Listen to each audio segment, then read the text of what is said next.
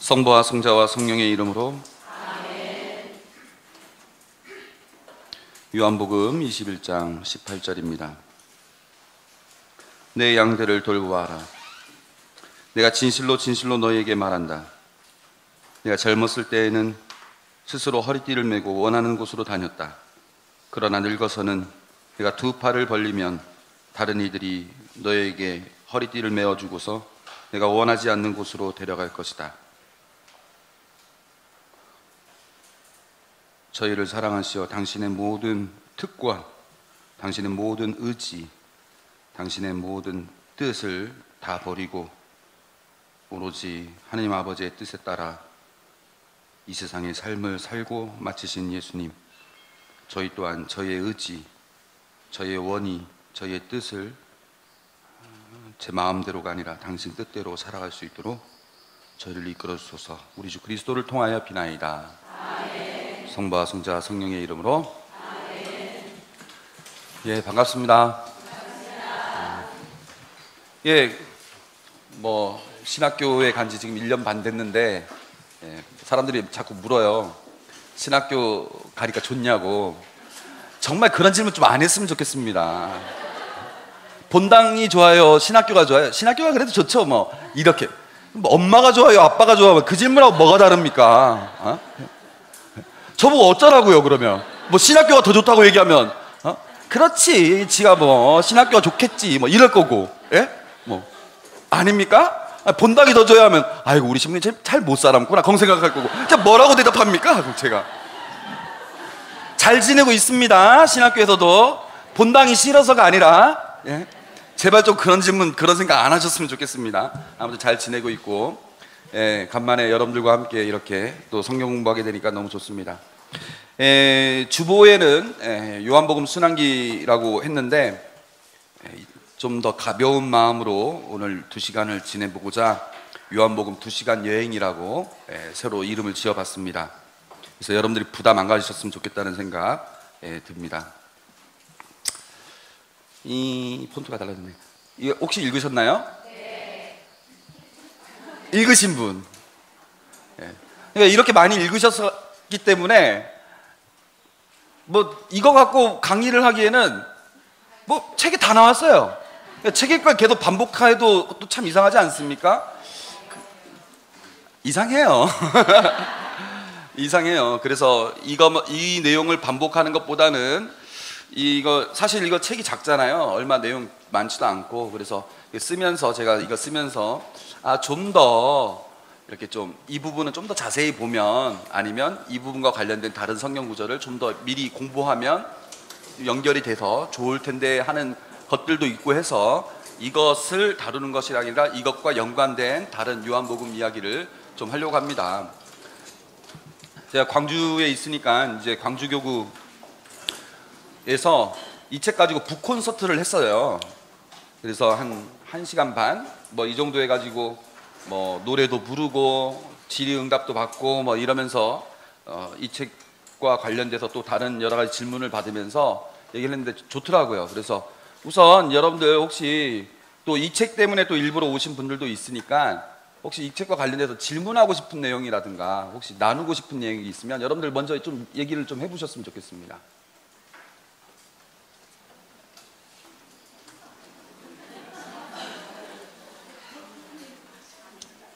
예, 없는 걸로 하고. 그러면 두 번째 시간 때 제가 여러분들한테 좀 질문 좀 받는 시간을 좀 가질 테니까 좀 생각해 두셨다가 두 번째 시간 때 이렇게 질문해 보시기 바랍니다. 요한복음과 관련돼서 제가 성경 특강을 하려고 하는데 이런 생각이 들었습니다. 제가 신학교에 살다 보니까 많은 사람들이 제주도로 놀러 가게 될 때 저한테 묻게 됩니다. 너는 제주 사람이니까 제주 사람들만 알 수 있는 좀 좋은 곳, 제주 사람들이 즐겨 찾는 어떤 식당, 좀 제주 사람들이 주로 걷는 산책길, 그런 드라이브 코스, 이런 데를 좀 알면서 우리가 2박 3일 좀 알차게 지낼 수 있는 방법 없을까? 이렇게 질문할 때가 있어요. 그럼 여러분들도 그런 거 많이 봤죠? 어떻게 합니까? 잘 모르잖아요, 우리가. 사실은 우리가 제일 몰라. 사실은 우리가 제일 몰라요. 요새 인터넷 하도 발달돼가지고. 그런데 그래서 이 제주도를 2박 3일 안에 다 보기는 너무 어려워요. 다 보기는 어려운데 대신에 좀 이런 건 있어요. 이 친구 같은 경우는 그래, 내가 예전에 어디 이 바닷가를 갔었는데 거기 나 참 추억이 있고 좋은 데인데 거기를 소개시켜주면 알아주진 않더라도 이 친구는 좋아하겠다. 아니면 이 친구는 분명히 박물관이라든가 이런 걸 좀 싫어하겠지만 내가 같이 가주면 내가 그 제주 박물관 가가지고 거기서 제주도의 삶에 대해서 설명도 해주고 우리가 어렸을 때 어땠는지 옛날에 어땠는지 그것을 좀 설명해 주면서 하면 이 친구 원래 박물관을 싫어하는 친구인데 내가 같이 가주면 박물관에 대해서도 새롭게 좀 느낄 수 있겠다. 이런 걸로 코스를 짜볼 수 있겠죠. 제가 요한복음에 대해서 여러분들과 함께 2시간 여행을 다닐 겁니다. 어떤 마음이냐면 바로 이런 마음이에요. 그래서 우리 제주교구 신자들하고 함께 이 부분을 같이 바라보면 예전에 봤던 것과 조금 다르게 느끼겠다 하면서 이 요한복음이라는 곳 중에 몇몇 군데를 이렇게 제가 찝어서 갈 거예요. 어떤 데는 그냥 살짝 이렇게 훅 지나가는 드라이브 코스로 지나갈 거고, 어떤 데는 좀 더 머물러 가지고 거기를 좀 자세히 좀 들여다볼 거고, 이런 식으로 2시간을 지내볼까 합니다. 그래서 몇 가지 본문들을 좀 선택해 봤습니다. 먼저 요한복음에 대해서 제가 소개를 할게요. 요한복음은 성경에 나와 있는 에제키엘서와 묵시록에 나와 있는 네 생물 가운데 독수리에 해당되는 독수리의 별명을 갖고 있습니다. 에제키엘서하고 묵시록에 네 생물이 나오는데 혹시 아시는 분? 사람, 사자, 황소, 독수리, 그렇게 돼 있어요. 그래서 마테오복음은 사람과 닮았다고 하고, 마르코복음은 광야에서 외치는 이의 소리라는 말로 시작돼 가지고 마치 사자의 포효와 같다고 해서 사자의 별명을 갖고 있습니다. 그 다음에 루카복음은 황소, 마국간의 이야기를 잘 담고 있기 때문에 황소. 그 다음에 요한은 독수리라고 이야기를 합니다. 이 독수리는 어떤 겁니까? 우리가 바라보는 시선하고 독수리가 바라보는 시선이 다르죠? 그렇게 달라요. 요한복음이 공간복음과는 좀 달라요. 조금 더 천상적인 차원, 조금 더 높은 차원, 그 차원의 이야기를 하는 것 같아서 영적 복음서라고 부릅니다. 그래서 성본모 신부님, 마르티니 추기경님 같은 경우는 마르코 복음은 예비신자 단계를 예비신자일 때 읽으면 참 좋다. 그 다음에 마테오 복음하고 루카 복음은 이미 신자가 된 사람이 신자 생활을 맨 처음 시작해 나가면서 예수님에 대해서 알아갈 때 참 좋다, 이런 이야기를 했어요. 반면에 요한복음은 하나님과 일치하고 깊이 있는 영적인 진리를 갖고 있는, 그래서 신앙생활이 어느 정도 원숙한 사람들에게 요한복음이 적합하다, 이런 이야기도 했습니다. 그만큼 제가 이런 이야기를 하는 거는 이걸 뭐 외우라 암기사항이다 이런 게 아니라 요한복음이 공간복음과는 뭔가 좀 다르다, 그리고 다르고 깊이가 있다. 물론 공간복음도 깊이 있습니다. 근데 요한복음은 약간 색깔이 다른 그런 깊이가 있어요. 또 이런 이야기도 합니다. 카르손이라는 신학자는요, 어린아이라도 읽을 만큼 단순하면서도 탁월한 사람들이 정신력을 집중시켜야 할 만큼 복잡한 책이다. 비슷한 얘기인데, 모리스라는 사람은 어린아이도 건너갈 만큼 얕은 웅덩이일 수 있고 코끼리도 헤엄쳐 가야 할 만큼 깊고 거대한 강물이기도 하다. 그래서 요한복음은 참 쉬워요. 진짜 초등부 교리 때 가나의 혼인잔치 이야기해주고 배 찼다 못 가 이야기해주고 발 씻는 이야기, 예수님께서 발 씻어주는 얘기 해주고, 그러면 애들도 쉽게 예수님이 이랬구나라고 알아듣기 참 좋은데 그게 전부가 아닌 거예요. 심지어는 지금 제가 학교에서 요한복음을 가르치고 있는데도 가르칠 때마다 새로워요. 그리고 이렇게 가르칠 때마다 학생들도 눈이 어떨 때는 막 졸다가 눈이 반짝반짝반짝 해요. 생각지도 못했던 그런 깊이들이 있어서, 그러다가 또 미사 때 또 들으면 뭔 말인지 또 모르겠어요. 그만큼 복잡하면서도 깊이가 있는 그런 아주 매력 있는 게 이제 요한복음서입니다. 전례 안에서는 여러분들이 나중에 요한복음서 그 전례력을 이렇게 보면 알겠지만 사순시기하고 부활시기 때는 거의 요한복음입니다. 사순 4주, 그 이후 5주, 6주 이렇게 넘어가고 부활 시기에 가지고 평임사까지 이렇게 보면 요한복음이 아주 집중적으로 나와요. 연중 때는 이제 공간복음을 많이, 요즘에 공간복음, 지금 마태복음 지금 우리가 매일 미사 때 나오고 있지만, 그런 반면에 요한복음은 우리 그 전례의 핵심인 사순시기와 부활 시기에 많이 차지합니다. 또 우리 제게 요한복음을 가르쳤던 이영원 신부님은 구약 성경을 알지 못하면 요한복음을 이해하기 어렵다고 얘기를 합니다. 그래서 요한복음을 이해할 때는 항상 구약 성경과 왔다 갔다 하면서 봐야 될 필요가 있다고 합니다. 교분 문헌들 가운데 주석과 주예가 가장 많은 책입니다. 이 정도로 요한복음 간단하게 소개하고 뭐 자세한 내용들은 여러분들이 뭘 보면 될까요? 여러 가지 책들도 있고 제주교구 홈페이지에 들어가면 영상 자료실 있거든요.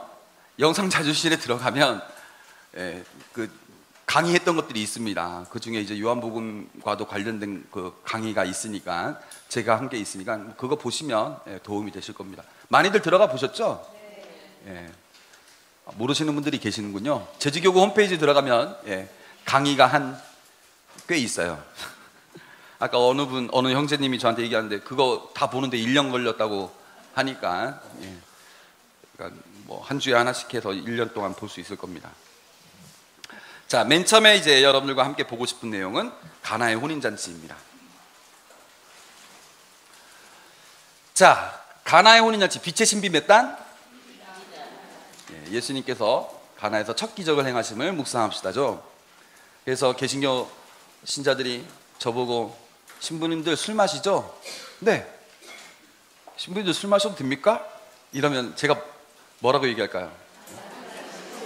예수님이 공생할 때 가장 먼저 행하신 기적이 뭔지 아세요? 네? 술 만든 겁니다. 네? 예수님이 돌아가시기 바로 직전에 우리한테 나눠주신 게 뭔지 아세요? 포도주입니다. 그러라고 이 기적을 행하신 거잖아요.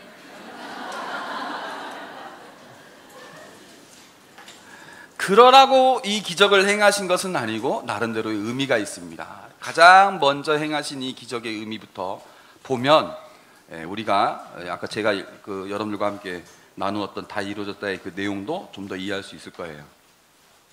자, 가나의 혼인잔치입니다. 여러분들 내용 다 아시죠? 예. 사흘째 되는 날 갈릴레아 카나에서 혼인잔치가 있었는데 예수님의 어머니도 거기에 계셨다. 예수님도 제자들과 함께 그 혼인잔치에 초대를 받으셨다. 갈릴레아 카나는 나자렛하고 아주 가까운 동네죠. 자, 여기서 맨 처음에 나와 있는 단어, 이 사흘째 되는 날, 도대체 언제부터 사흘째 되는 날일까? 이걸 생각해 봐야 되잖아요. 언제부터 사흘째 되는 날일까? 이게 그냥 나온 말이 아닙니다. 요한복음 사가가 심심해서 꺼낸 말이 아니에요. 다 의미가 있어요. 자, 언제부턴가? 짜잔. 자, 맨 처음에 보면은 세례자 요한의 증언, 요한이 예루살렘에서 파견된 이들 앞에서 예수님에 관해서 증언을 합니다.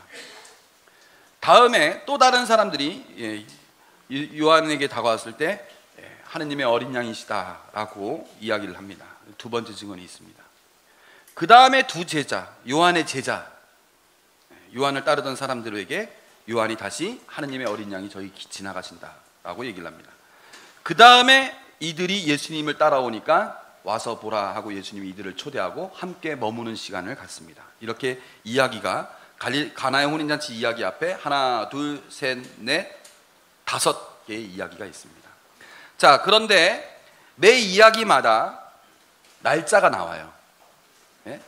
첫째 날, 세례자 요한의 두 번째 증언은 둘째 날, 요한이 두 제자와 시몬 베드로에게 증언한 것이 셋째 날, 필리포와 나타나엘이 나왔던 게 넷째 날, 가나의 혼인잔치는 5, 6, 몇 번째? 제7일째입니다. 제7일째. 이게 날짜를 일부러 표기한 거예요. 이 날은 제7일이다 라는 걸 알려주는 표현입니다. 그래서 가나의 혼인잔치는 7번째 날입니다. 자, 여러분들 7번째 날 하면 생각나는 게 뭐 있어요? 성경을 좀 읽어본 사람은 알 텐데. 창세기. 안식일이 생긴 날이죠. 7째 날은 어떤 날이냐? 하느님께서 이 세상을 창조하신 날인데 그 창조가 언제 끝났어요? 창조 며칠 동안 일어났죠? 6일 손 들어보세요. 예, 25명. 7일 손 들어보세요. 예, 한 10명. 예, 10명 정도. 자, 여러분들 밥 지으면 밥 땡 하면 바로 밥통 문 엽니까? 뭐가 필요하죠? 뜸 안 들이면 밥 못 먹습니까? 먹을 수는 있지만 완성도가 다르잖아요. 예? 이 뜸 들이는 시간이 필요하다니까요. 그러니까 창조는 며칠? 6일, 7일? 7일입니다. 이게 창조가 제7일이라는 것은 제가 뜸들인다 뭐 이런 표현으로 했지만은 정말 그렇습니다. 하느님이 이 세상을 왜 창조했느냐? 할 일이 없으니까? 전혀 아닙니다. 하느님이 이 세상을 창조한 이유가 있어요. 하느님이 성부, 성자, 성령이 이 삼위가 서로 사랑을 하는데 사랑이 너무 흘러넘쳐요. 우리가 서로 사랑하면 어떻게 되죠? 닮아가죠? 너무 흘러넘치니까. 얼마나 사랑하냐? 인간의 사랑은 이만큼 하겠지만은 이만큼, 어떤 사람들은 금실 좋은 부분은 이만큼 사랑하겠지만 하나님의 사랑은 무한히 사랑하잖아요. 영원에서부터 영원까지 한도 끝도 없이 서로 사랑하니까 닮아갈 정도가 아니라 어떻게 됐다? 하나가 됐다. 그래서 우리가 삼위일체 교리가 나온 거잖아요. 사랑의 신비. 삼위일체 신비는 사랑의 신비다. 근데 이 성부, 성자, 성령이 너무 사랑해. 사랑해도 너무 사랑하니까 이 사랑이 너무 넘치면 어떻게 될까요? 흘러넘쳐 누군가를 사랑하지 않을 수가 없어요. 자신들의 사랑만으로는 부족해. 이건 우리 인간 사회에서도 그렇습니다. 부부가 서로 사랑이 흘러넘치면 어떻게 돼요? 자녀가 태어나죠? 이건 매우 자연스러운 일입니다. 매우 자연스러운 일이에요. 하느님도 마찬가지입니다. 너무너무 사랑하니까 누군가를 사랑하고 싶은 그게 너무 강한 거예요. 그래서 하느님은 사람을 창조하고 싶은 거예요. 그래서 다른 모든 것을 창조할 때는 빛이 생겨라, 물과 물이 갈라져라, 씨 있는 과일나무 뭐 생겨라, 이런 식으로 얘기했지만 사람을 만들 때 뭐라고 합니까? 뭐라고 했어요? 창세기 1장 26절에 보면 우리와 비슷하게 우리 모습으로 사람을 만들자. 그때 우리라는 말을 씁니다. 왜 우리라는 말을 썼을까요? 이제 우리가 진정 사랑할 수 있는 바로 우리와 비슷한 존재를 창조하자. 이거 급이 다른 겁니다. 다른 창조물하고. 그래서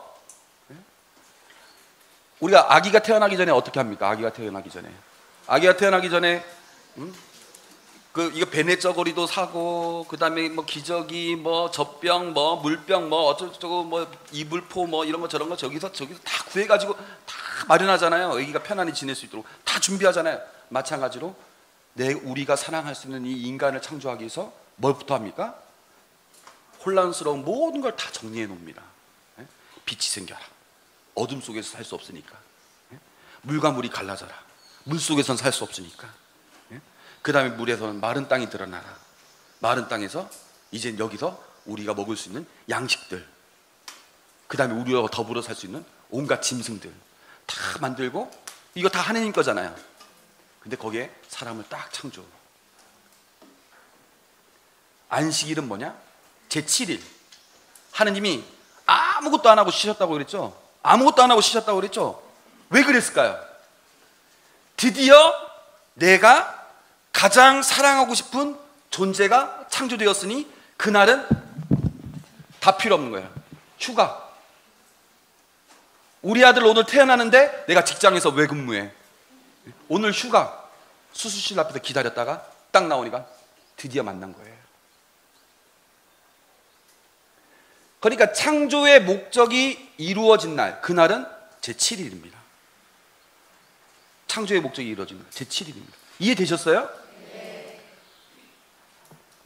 안식일이 사람을 위하여 있는 것이지 사람이 안식일을 위하여 있는 것은 아니다. 그러므로 사람의 아들은 안식일의 주인이다. 이 말이 뭔 말일까요?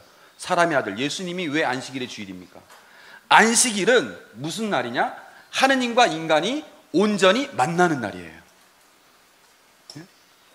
하느님은 그날을 위해서 6일 동안 창조하신 거였거든요. 온전히 만난 날이에요. 근데 손이 오그라든 사람 하느님을 못 만나요. 남들은 회당에서 하느님을 찬양하고 예배할 때 자기는 어떻게 합니까?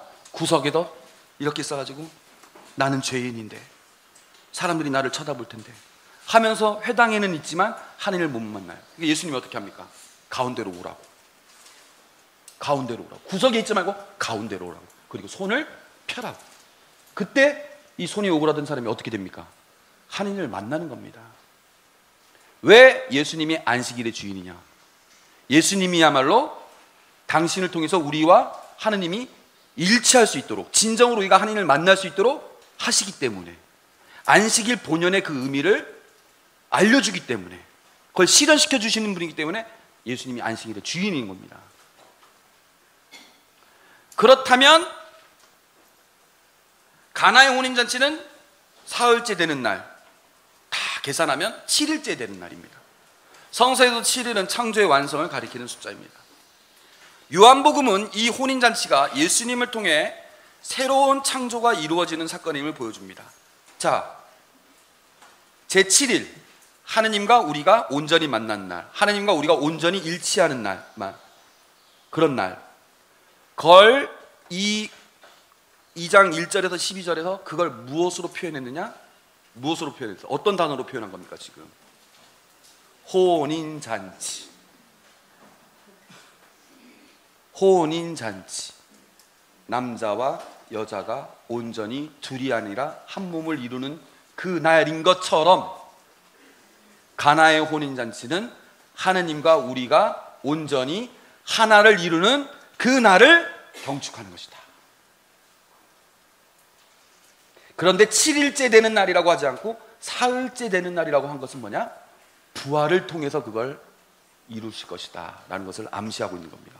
자세한 내용은 기회 있으면 조금 더 설명하겠지만 일단 생략하고, 그래서 이미 창조를 통해서 하나님은 우리와 온전히 만나고 계세요. 근데 문제는 뭐냐? 우리가 그걸 못 느껴요. 창조를 통해서 하나님은 우리를 창조하시고 우리에게 변함없는 끊임없는 사랑을 주시면서 우리와 온전한 일치를 이루고자 하시지만 우리가 그걸 다 못 받아들여요. 그걸 잘 드러내는 구절이 다음의 구절입니다. 그런데 포도주가 떨어지자 예수님의 어머니가 예수님께 포도주가 없구나 하였다. 예수님께서 어머니에게 말씀하셨다. 여인이시여, 저에게 무엇을 바라십니까? 아직 저희 때가 오지 않았습니다.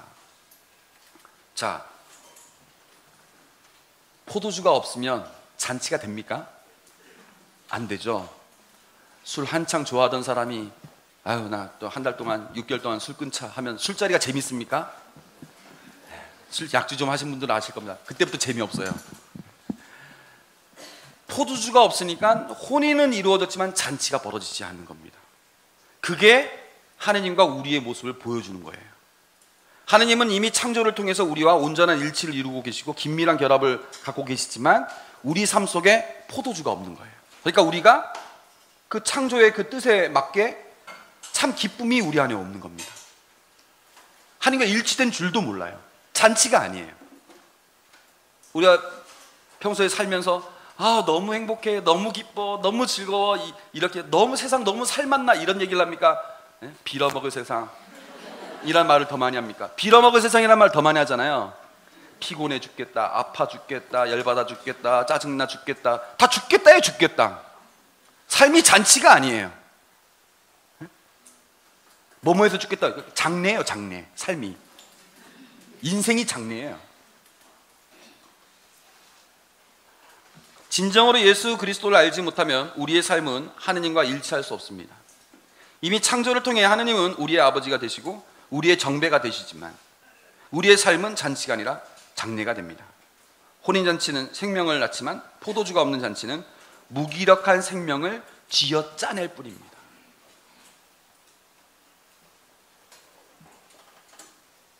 그런데 포도주가 떨어지자 예수님의 어머니가 예수님께 포도주가 없구나 하였다. 예수님께서 어머니에게 말씀하셨다. 여인이시여, 저에게 무엇을 바라십니까?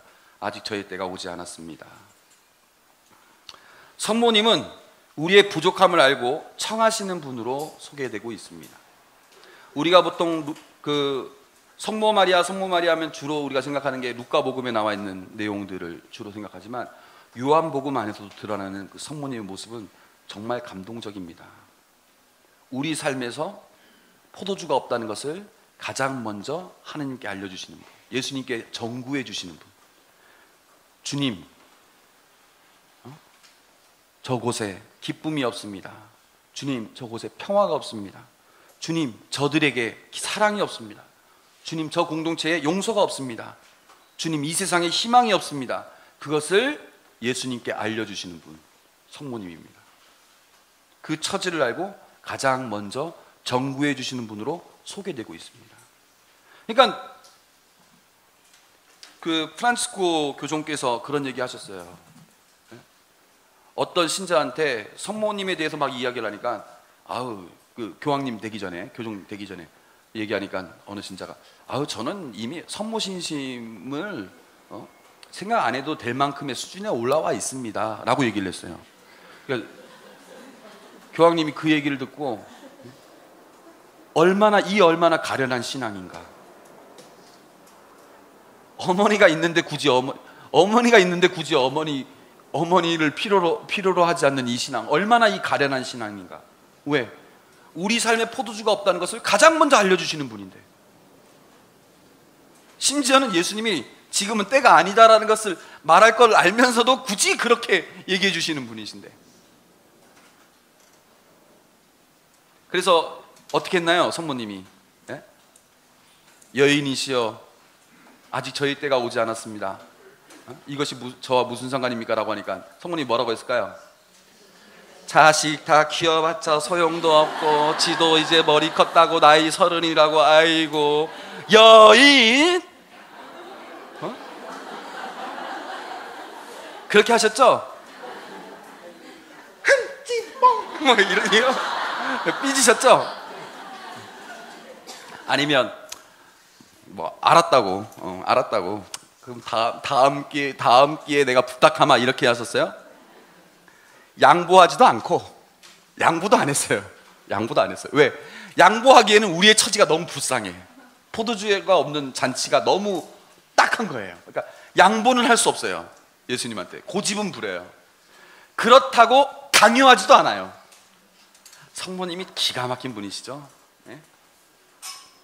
여인이시여 저에게 무엇을 바라십니까? 아직 저의 때가 오지 않았습니다. 그분의 어머니는 일꾼들에게 무엇이든지 그가 시키는 대로 하여.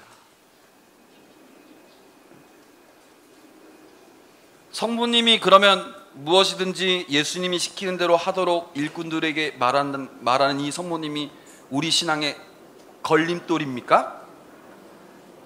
아니에요. 이 성경 구절만 보더라도 성모님은 우리 신앙의 걸림돌이 될 수가 없어요. 그래서 우리 신앙 안에서 성모님이 예수님만 믿어야지 성모님을 왜 믿어? 그거 아니죠. 우리 성모님을 믿는 건 공경의 차원이고, 인간 대 인간으로서의 존경의 차원, 공경의 차원이고, 우리가 예수님 믿는 거는 흠숭의 차원이잖아요.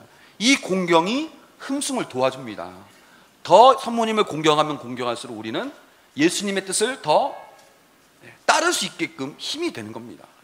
성모님이 원하시는 게 그겁니다. 메주고리의 성모님이 그런 얘기 하시지 않았습니까? 항상 정해진 때에 발연이 있는데 성모님이 항상 발연하니까 25일마다 발연하니까 사람들이 몰려요. 어떤 사람은 미사도 빠지고 와요. 그러니까 뭐라고 합니까? 성모님이 내가 발연하는 때와 미사 시간이 겹치면 미사 시간 가, 미사 가라고. 내 발연이 중요한 게 아니라 미사가 더 중요하다고. 그거는 당연한 겁니다. 그분의 어머니의 마음은, 성모님의 마음은 무엇이든지 그가 시키는 대로 하여라 이렇게 하시죠. 거기에는 유다인들의 정결례에 쓰는 돌로 된 물독 6개가 놓여 있었는데 모두 두세 동이들이었다. 예수님께서 일꾼들에게 물독에 물을 채워라 하고 말씀하셨다. 그들이 물독마다 가득 채우자 예수님께서 그들에게 이제는 그것을 퍼서 과방장에게 날라다 주어라 하셨다. 그들은 곧 그것을 날라갔다. 일꾼들은 얼마나 어이가 없을까요? 부질없게. 근데 성모님이 옆에서 계속 얘기했겠죠. 야, 시키는 대로 해, 시키는 대로. 이거 왜 하는데? 시키는 대로. 뭐 이거 물 떴다가 뭐 담았다가 그걸 또 푸고 뭐 하자는 건데요 이거? 시키는 대로 해. 그냥 시키는 대로 해. 얼마나 비상식적인 일입니까? 근데 성모님이 옆에서 계속 그렇게 막 조들어 주니까 사람들이 한 겁니다. 성모님이 계속 예수님 뜻에 따라갈 수 있도록 이끌어 준 거죠.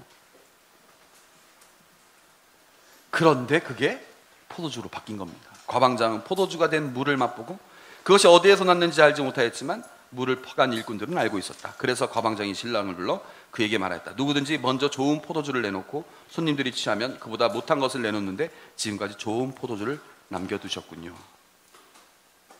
자, 드디어 포도주가 생겼습니다. 그것도 가장 좋은 포도주. 사람들이 그걸 먹으면서 와 맛있네 하면서 서로 더 기뻐지기 시작하겠죠. 드디어 혼인이 이제는 잔치가 된 겁니다.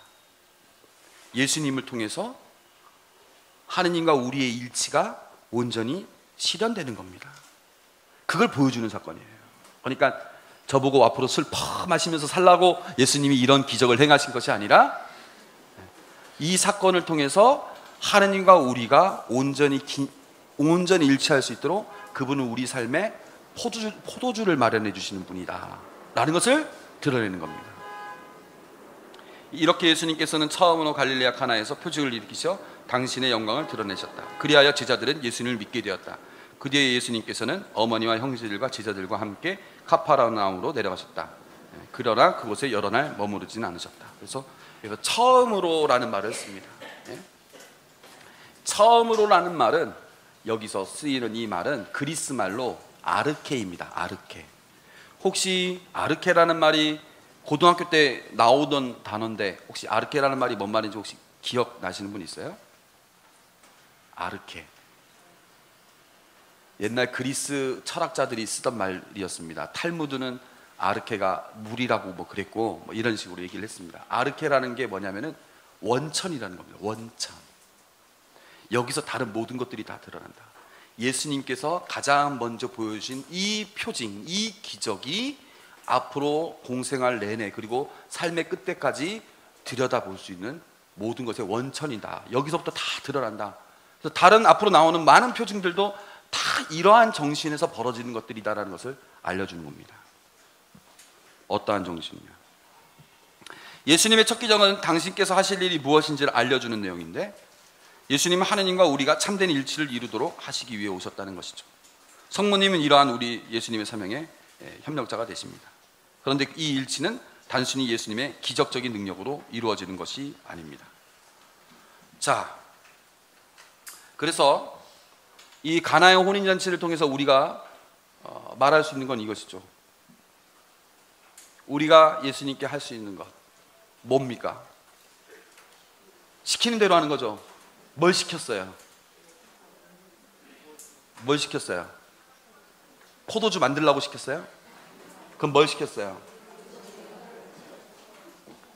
물독에 물을 가득 채우는 거잖아요. 물이라는 것은 우리의 인간적인 약점들을 담는 겁니다.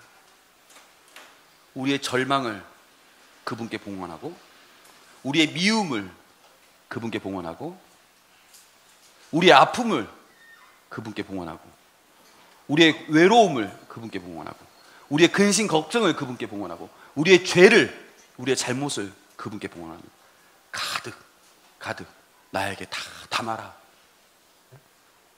그럼 우리가 그런 우리의 미움을 봉헌했을 때 그것이 사랑으로 바뀌게 되고 우리의 절망을 우리가 그분께 봉헌했을 때 그것이 희망으로 바뀌게 되고 우리 근심 걱정을 그분께 봉헌했을 때 그것이 평화로 바뀌게 되고 우리의 아픔을 그분께 봉헌했을 때 그분 우리에게 참된 건강을 주십니다. 그래서 우리 삶 안에 포도주가 가장 좋은 포도주가 생겨나는 거죠. 가장 좋은 포도주. 그래서 우리 안에 사랑이라는 포도주, 희망이라는 포도주, 평화라는 포도주, 기쁨이라는 포도주, 인내라는 포도주, 용서라는 포도주가 우리 삶 속에 생겨나게 됩니다. 그것을 중재하시는 분은 성모님이시고 이러한 우리 삶이 온전한 혼인잔치가 될 수 있도록 해주시는 분이 예수님이다. 그분이 이 사건이 아니라 공생활 전반을 걸쳐서 그걸 보여주실 것이다 라고 알려주는 게 이 가나의 혼인잔치 내용입니다. 그런데 제가 마지막에 이렇게 얘기를 했죠. 그런데 예수님께서 이 물을 포도주로 바꾸는 것은 기적적인 능력으로 하시는 것이 아니다. 예수님은 하느님이니까 그냥 기적으로 짜잔 하니까 이렇게 뭐 물에서 포도주로 바뀌고 뭐 이렇게 하는 걸로 우리가 착각할 수 있는 게 있는데, 그게 아니에요. 기적적인 능력으로 하시는 게 아니에요. 그럼 어떻게 하는 것이냐? 이 가나의 혼인잔치는 예수님 돌아가시기 직전과 연결이 됩니다. 아까 어떻게 했습니까? 여인이시여 아직 저의 때가 오지 않았습니다, 이렇게 했죠. 여인이시여 아직 저의 때가 오지 않았습니다라는 이 구절만 가지고도 우리가 얘기할 수 있어요. 이거는 단순히 기적적인 능력으로 하시는 것이 아니라 무언 다른가가 연결되어 있다. 그 다른 그 저의 때가 언제냐? 바로 이때예요. 돌아가시기 직전. 이것과 연결해서 우리가 생각할 수 있습니다. 이번엔 여러분과 함께 읽겠습니다. 시작.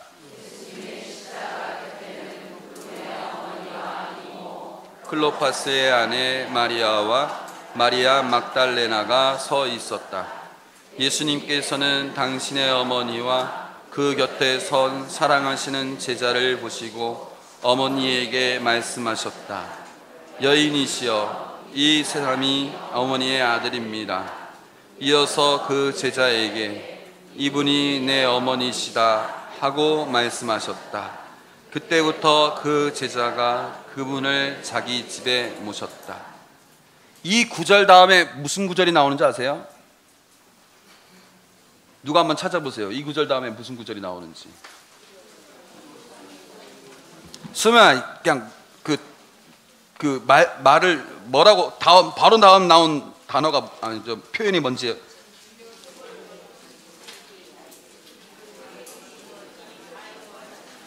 그 뒤에 이미 모든 일이 다 이루어졌음을 아신, 이 표현이 나와요. 이것까지 안 하면, 이것까지 하지 않으면 예수님은 일을 다 한 게 아니에요. 아셨어요? 이것까지 해야 지상에서 할 모든 일이 다 끝난 거예요. 이것까지 마저 하니까 이젠 다 끝났구나. 그리고 돌아가셔요. 맨 마지막 밥상 다 차려놓고 밥 놓고 국 놓고 반찬 놓고 다 넣는데 숟가락 젓가락 안 놨다. 일 끝난 겁니까? 소용없잖아요. 숟가락 젓가락은 놔야 될 거 아닙니까? 그것까지 하니까 와서 식사해라 이렇게 할 거 아닙니까? 마찬가지입니다. 이것까지 해야 일이 다 끝난 거예요. 지상에서 가장 마지막으로 하신 일이 이겁니다.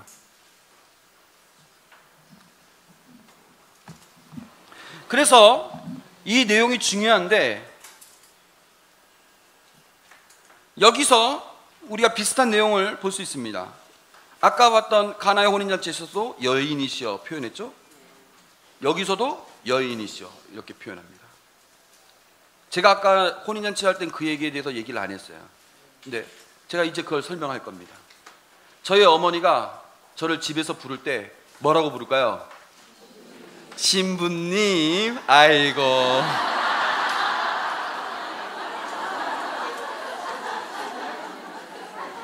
이제 아예 호칭도 안 합니다. 신부님이라고 할 때도 있어요. 근데 보통은 그냥 루카야 그럽니다. 저 어렸을 때부터 그냥 루카야 그랬거든요. 그래서 루카야 이럽니다. 아버지도 그냥 저 루카야 그럽니다. 그런데 이게 미사 끝나가지고 막 신자들하고 인사하는데 어머니가 지나가신다. 그러면 어머니가 나한테 뭐 갑자기 할 말이 있다. 그러면 그때 뭐라고 할까요? 그때 루카야 하면은 사람들이 어떻게 합니까? 아이고, 저 신부 어머니 돼가지고 그냥 이럴 거 아닙니까? 예? 신부님이라고 할 거 아닙니까? 신부님이라고 해요. 예? 그땐 제가 아들이 아니어서? 아니요, 여전히 아들이지만 그 공식적인 자리가 있지 않습니까? 그 공식적인 자리에 맞는 호칭으로 불러주는 게 더 큰 아들에 대한 사랑이겠죠. 예? 이젠 넌 내 아들도 아니야. 출가 외인. 넌 이제 교회, 이 집을 떠나 교회로 갔으니 너는 더 이상 내 아들이 아니고 우리는 호적을 팔 것이고 너는 이제부터 아들이라고 불리지 않을 것이다. 너는 앞으로 신부다. 이렇게 한 게 아니지 않습니까? 여전히 아들이지만 아들의 그런 육적인 차원, 혈육적인 차원을 뛰어넘은 무엇인가가 있기 때문에 그걸 존중해 주는 겁니다. 여기서도 마찬가지입니다. 여인이시여, 귀네 혹은 귀나이, 부를 때는 귀나이, 보통 그 단어 자체는 귀네인데 귀네, 귀나이, 이 표현은 존중의 표현입니다. 이 여자야 이런 표현이 아니라 보통 내가 한 여인을 존중할 때 부르는 표현이 여인이시여라는 표현입니다. 그래서 클레오파트라한테 그 어느 장군입니까? 그 장군이 얘기했던 말이 여인이시여라고 얘기를 했습니다. 귀네, 귀나이라고 불렀습니다. 그러니까 이건 공적인 표현입니다. 예수님은 지금 성모님을 두고 집에서 부르듯이 그냥 어머니라고 부르고 싶지 않은 거예요. 어머니라는 걸 부정하기 위해서가 아니라 이 자리에는 이 어머니가, 이 성모 마리아가 공식적으로 어떤 교회 안, 우리 이 세상 안에 아니면 교회 안에 뭔가 특별한 여성의 지위를 차지하고 있다는 걸 선포하고 있는 겁니다. 그럼 가나의 혼인잔치에서는 무엇으로 선포되고 있는 것이냐? 가나의 혼인잔치 아까 제가 얘기하면서 구약 성경에 무엇과 연결되어 있다고 얘기했습니까? 창조라고 그랬죠?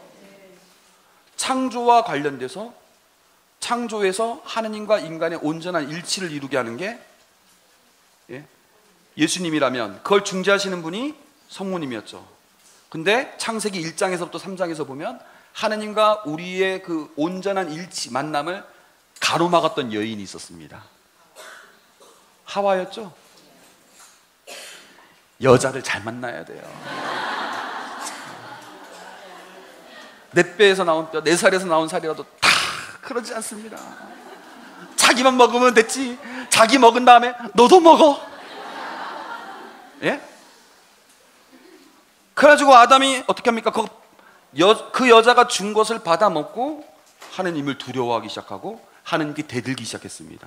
하느님과 인간의 그 온전한 일치가 한 여인에 의해서 깨졌습니다. 근데 가나의 혼인잔치에서는 한 여인에 의해서 그것이 그 깨졌던 그 관계가 회복이 됐습니다. 그죠? 그래서 성모님은 새로운 하와입니다. 구약의 여인, 창조 때의 그 여인과 다른 새로운 창조의 여인입니다. 그래서 여인이라고 부른 겁니다. 공적인 자리예요. 이 자리는 구세사 안에서 커다란 사건입니다. 창조에 못지않는 커다란 사건이 벌어지고 있는 겁니다. 가나의 혼인잔치 때. 그래서 여인이라고 부르는 겁니다. 근데 다시 또 여인이라고 부르는 겁니다. 왜?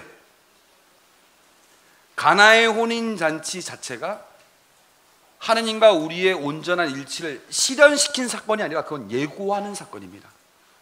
그것이 실현된 사건은 언제였느냐? 언제인 거예요? 예수님이 돌아가시는 순간입니다. 예수님이 돌아가신 바로 그 순간입니다.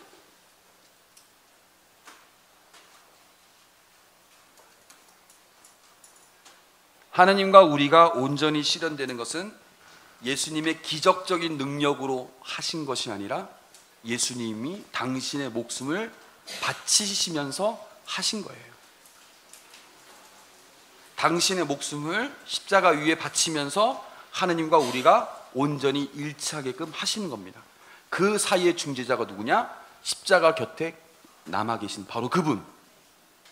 예수님의 죽음이 이 세상 그 누구보다도 가장 아픈, 성모님만큼 더 아픈 사람이 어디 있어요?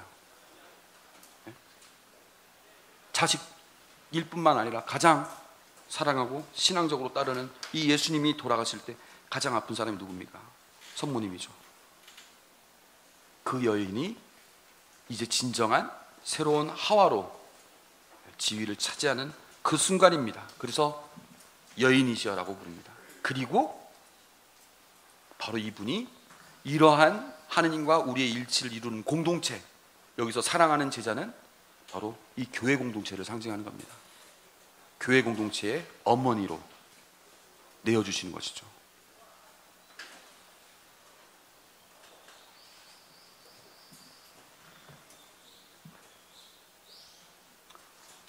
함께 읽겠습니다.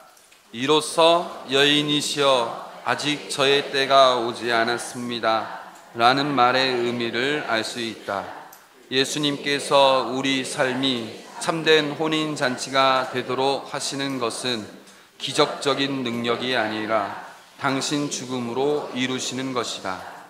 또한 성모님은 여기에 혈육의 어머니로 계시는 것이 아니라 새 창조를 이루게 하는 새로운 하와로 드러나는 것이다.